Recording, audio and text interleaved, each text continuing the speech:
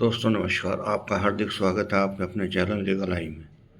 यह अंधकार से प्रकाश की ओर चलने की व्यवस्था का चित्रण करता है। आज हम विचार करेंगे मनोबल की। आध्यात्मिक में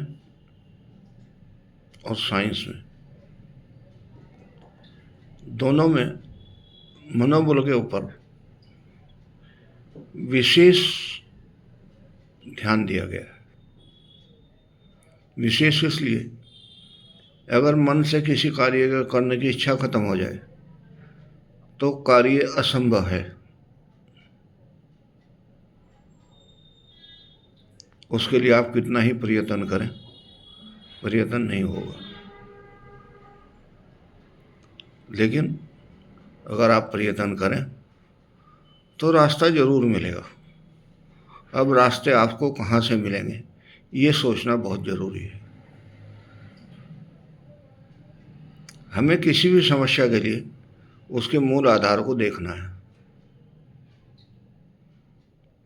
जैसे आयुर्वेद के अनुसार रोग का कारण, रोग रहित अवस्था और उसका उपाय, चारों चीज़ों का जानना बहुत ज़रूरी है।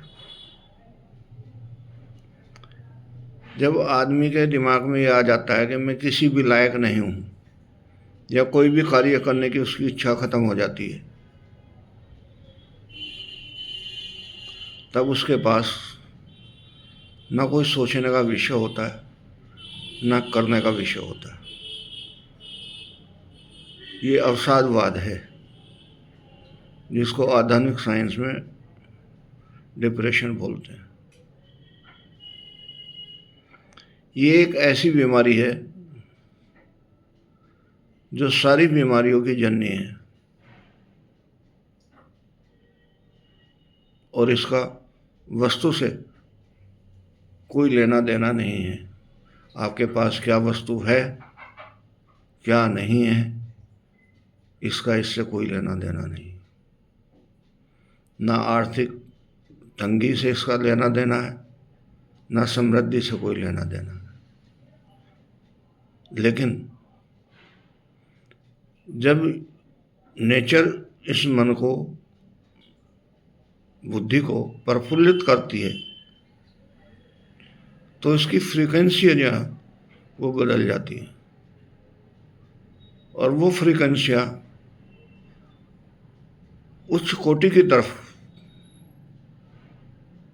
मस्तिष्क तरंगों को लेकर जाती है। कितना भी शरीर में विकार हो, कितनी भी समस्याएं हों,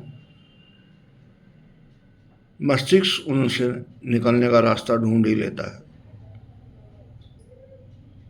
और आनंदमय कोष की तरफ बढ़ जाता है। और आनंदमय कोष में जाते ही आदमी का अवसादवाद समाप्त हो जाता है।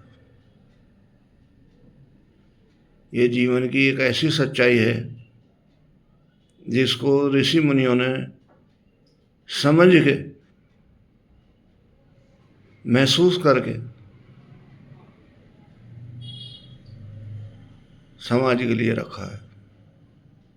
और जिन्होंने इन सिद्धांतों को फॉलो करने की कोशिश की है, तो उन्होंने सबसे पहले कोशिश की है समर्पण की। हे प्रभु, अपनी कृपा दृष्टि बनाए, क्योंकि बिना समर्पण के ये स्थिति नहीं मिल सकती थी। आप कितने उपयुक्त हैं या नहीं है, इसका कोई लेना देना नहीं है। आप पे कितनी ऊपर वाले की कृपा दृष्टि है, इस बात का सब पे लेना देना है। क्योंकि जैसे ही आपके मन में प्रफुल्लता आती है, आपके विचार बदल जाते हैं। अभी भी पूरे ब्रह्मांड में कोई ऐसी मशीन नहीं आई है जिसको शरीर के किसी हिस्से पर लगाने के बाद विचार बदल जाते हों।